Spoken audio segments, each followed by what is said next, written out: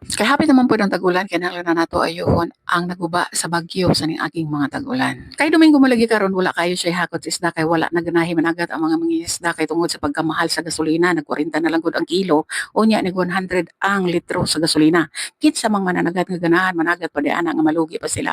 Samtang dili pa ganahan ang mananagat managat tungod sa kamalahon sa gasolina aw iya po ning giatubang ang iyang obra diri karon. Kay siya malalaging isa wala man lagi siya kauban ug wala siya katimbang dili po siya ganahan nga ako ang iyang katimbang kay grabe kuno na akong bagat butana mo na nga ingon niya sa kuad diha lang ka sa daplin manood lang ka kuha lang kag video okay nako basta dili ka magingay kay murag sabad ra kaayo kuno kay wala man lagi siya timbang mo nagingon higot siya didto tunol siya diri lakaw siya didto palit siya og magagamit iya tanan ra ang obra may lang kanini si partner kay bisan nagalisod siya kay siya ra mang isa basta mulayo lang kuno ko saya kay grabe kuno na kong langasa okay ra gid siya basta palayo lang ko dili lang kuno ko maglangas kay dagdag pa ko sa kakapuyon niya. Aron dili siya kapuyon, hilom lang ko sa daplin, yun nagsige na lang kog tan-aw sa iya. Pero nabili ba ko gamay kay tunol siya didto higot siya didto, iyang itulak ang atop bisang siyarang isa. Basta kuno mayabang, kayang-kaya. Ingon na niya sa kuha ganina. Giagi na lang ni partner og biro ang iyang kakapuyon pero sa tinud-anay lang gustong-gusto na gid niya nga maayo ni nga atop kay tungod kay permi na lang gimi maktakong o permi pod siya maagtang. Kay daghan na maragi mga bagyo ning agi na ning balaya mo nang ning us-us na gyud ang atop unya og bagyo og dili ni na mo ayohon mo naingon nga isa na lang ni kapirma mulupad na. Sayang man pod wala tay kapalit og nipa og yero. Mao na nga bisag gamay makayo-kayo lang mahigot og tarong og mataas-taas og gamay okay na.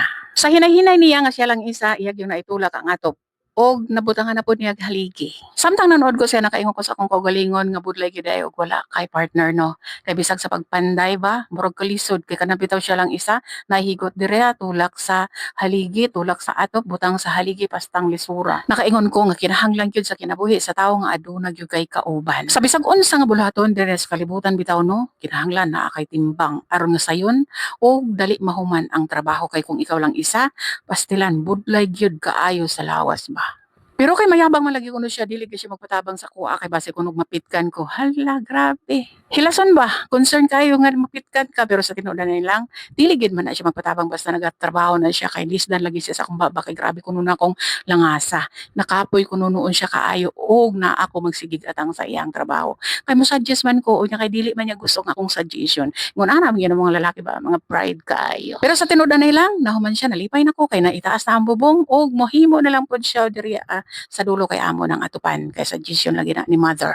Kay sa tinuod lang og dili na namo atupan nga part. Musulod gyud ang ulan mo ingon nga mobaha diri paingon diri sa sulod. Dili ka komportable og tag-ulan dira kay maglutak lagi. Unya kay taas naman ni kaya akong video diri na lang kutob sa sunod ulit. Thank you for watching mga kamamila. God bless og amping ta kanunay. Bye.